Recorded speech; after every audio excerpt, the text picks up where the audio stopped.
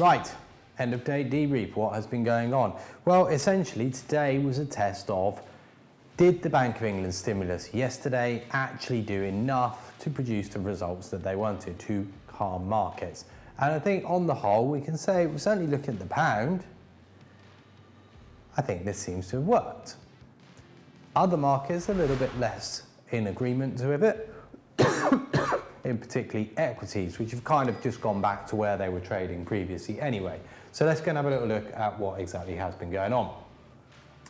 The bund, obviously not the gilts, but bond markets have kind of settled down a little bit.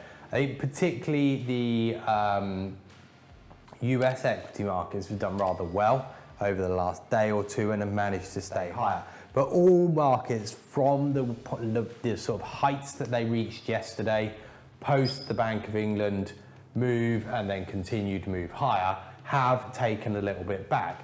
The bund essentially balancing out today. So yet to fully understand whether markets are entirely in agreement with this or not, but we are at a point where certainly they haven't reversed it, I think is perhaps the big take. So what does the bund do today? The bund for me today was one of those classic balance type days. You look at the profile and it produces pretty much a perfect bell curve, certainly from the volume perspective.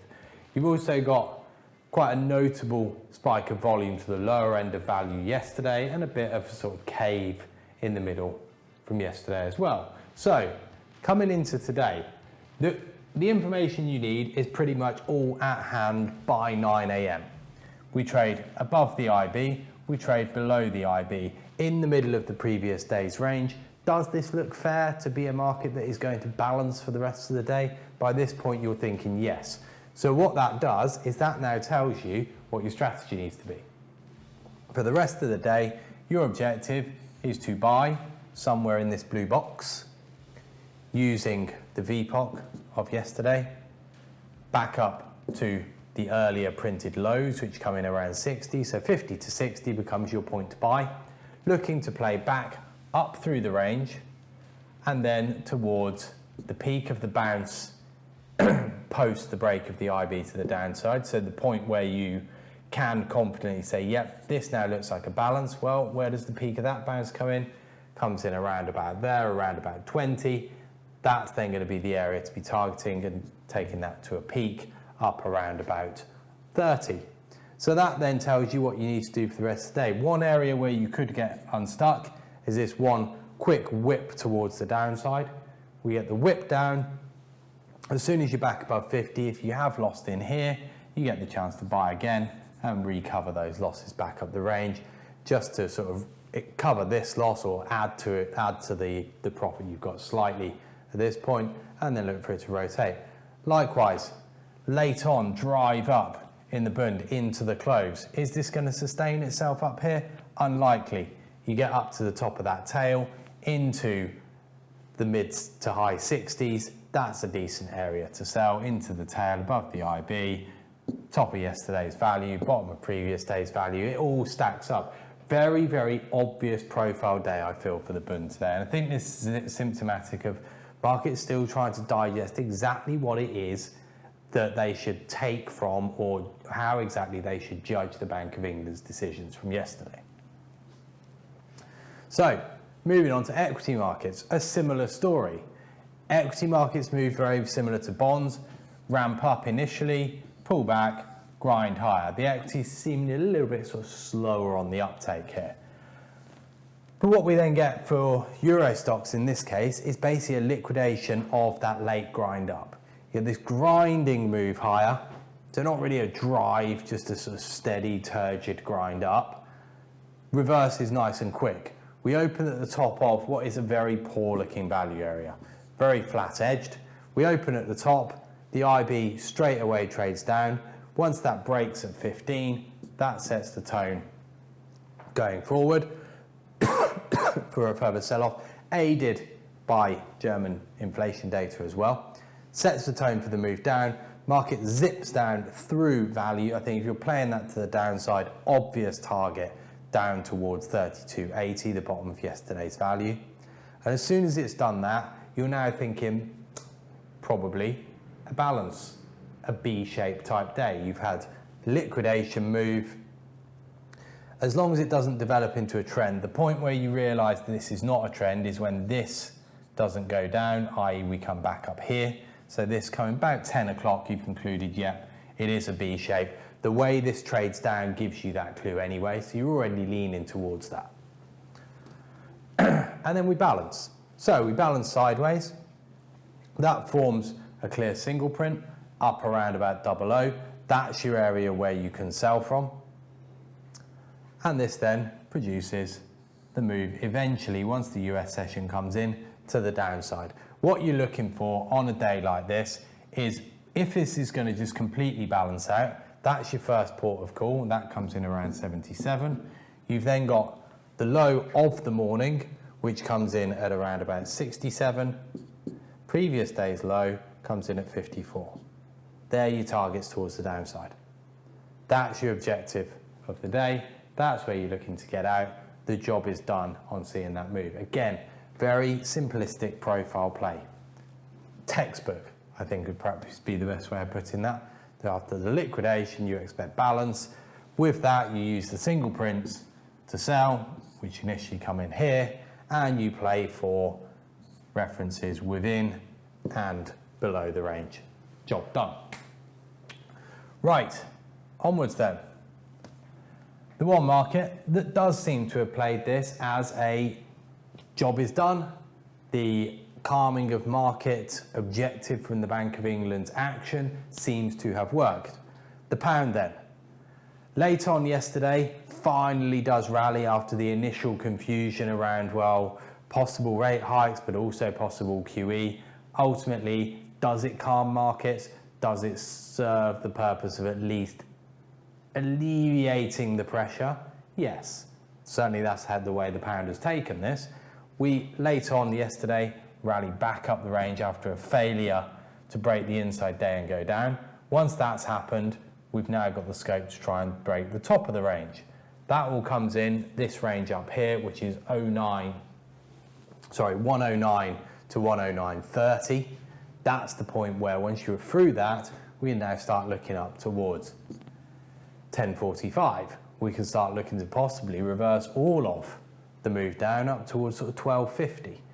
But importantly, after balancing this area where we lacked balance yesterday, holding the top of value, holding the low volume, and building value higher, which is what happens in this move. So whilst this seems unexciting, that's really important because that accepts value higher.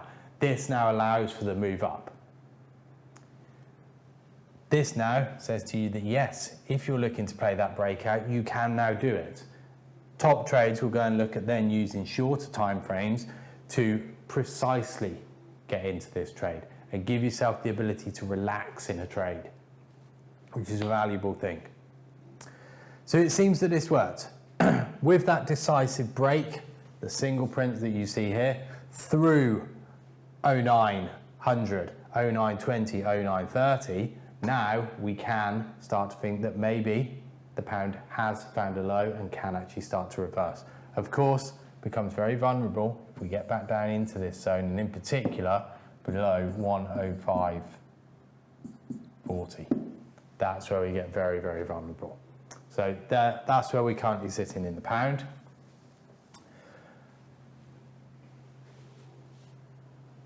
Going back over to equities, this is the S&P. Now, the S&P has been pretty balanced all week. We've not done a great deal. But we're balancing right on a very vulnerable point, and I'll show you this on a daily chart in a moment. But the S&P is balancing. Today started off looking very, very, very strong to the downside early on in the initial balance. We've printed now a rather large initial balance of around about 70 ticks. So pretty hefty initial balance. Does this suggest continuation? No, not really. And particularly now that we have bounced away from these lows down here, it suggests that that continuation could be tough. Don't rule it out for the rest of the day, but if this early move was going to generate a larger move, one would look for this to go early. Keep on going, set the trend day in motion. It's not done it. So on that basis, we are still in this balance zone. 36.73 is key. Staying below there can build enough energy to have a shot at lows and kick off what potentially could be a much, much more significant move. Back above 73, and we're back very much into range and starting to consider what happens if we can get back up towards the sort of 37.30 area. So the S&P really is one that early on looks like it offers a lot. The wider perspective, the balancing from a bigger picture is the reason that we don't get offered the lot, but it still doesn't mean that this can't come.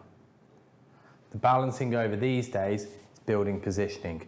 Does that mean we can have another drive to the downside, another shot lower? Yes, it could happen. So just bear that bit in mind, that the trade is still there, the possibility is still on. And what I'm looking at is this. This is your daily.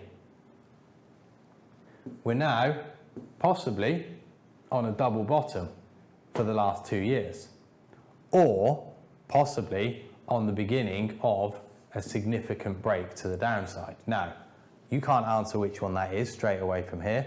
Buyers or people who think this is a double bottom are going to be looking at this 36, this is the cash, 35 down to 35.88 as your zone to buy. Sellers, if you can get through there, based on the volume being built up here, generate the move through, they can now start considering perhaps these lows down here. Remember, this is a big picture view. Lows down towards 33,200, lows all the way down towards the pandemic lows, 21.91. Not saying either has to happen, but key thing is be aware that if the S&P does start breaking down, it's not just a normal breakdown, we're breaking some very, very significant levels. Right, finally then, playing a break, this one to the upside, and this is one in the pound. I think pound is the obvious thing to be talking about at the moment. So here we go. What you're looking for, as I mentioned a minute ago, the chance to play this move to the upside. Now your execution zone in the pound is going to be this zone here. The high of the current day, the high of the previous day, and then you've got the high at 30. So getting into this zone between 109.00 and 109.20 is your chance to play to the upside. That's an hourly perspective. What you can do is then take this onto a shorter time frame and ask yourself, do you have a similar type structure to get yourself into the zone? Because if you're long, by the time you're up here, you are going to be feeling reasonably safe and more able to add once you're into that 09.00 to 09.20 execution zone. So this is what we're looking for. These highs here come in around about 87, 89. So you've got a space now. If we jump into this area, you can buy that ahead of the 00. If we have some pace in there, that's going to be what you're after. If you get that, you can now say, right, I've got what I want. Little push into this zone here, and you can now look for a continuation towards the upside. So trade 87, 88, 89, not much going on. I wouldn't be rushing to buy necessarily. I want to see more happen. There we go, that's more happening. That's good. You can now be relatively confident to try and buy. We've had that jump up, we've taken these prices out. And yeah, that alone, if that's in the middle of a range, doesn't tell you much, but it's where it's happening that matters.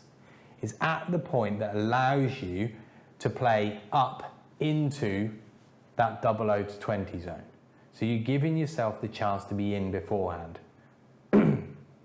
The fact that we've jumped up and we're not backing off also helps, because this now suggests that, yep, there is a willingness to pay these higher prices. It doesn't have to be thrilling. It doesn't have to be the most dramatic move ever. But this is giving you enough to now feel reasonably safe. And once you get up above 09, we're now trading into this little zone here, you can now start to sit there and think, right, I've got a good position. I've got protection from the low volume. I've got an expectation of a minimum of 20, but realistically more than that. 20 to 30 is the point that's going to break there, the two daily highs. Break there, we're on the way higher and higher. That's what we're interested in. That's what we're looking for. So at this point, it is a case of, right, let it go. You can now feel safe on the trade. Let the move do its thing. If it wants to mess around in this zone between 09 and 20, sorry, 00 and 20, that's fine. It's an execution zone. This is what people want. People want it to sit up here. No one who wants to get long is rushing here. They want to take their time and accumulate as much as they can here. As such, sitting in this zone is good. I know it's not running to your target instantly, but it's sitting in the right places, and that's what you're after. So, good news in that respect. That's what you want to see. You can be happy with this. You can feel safe on this trade, even though it is not rushing towards the target that you desire. Right, I will wrap it up there, guys. Have a great rest of your day. I'll see you all next Monday. Until then, have a good rest of today. Have a good weekend. See you Monday.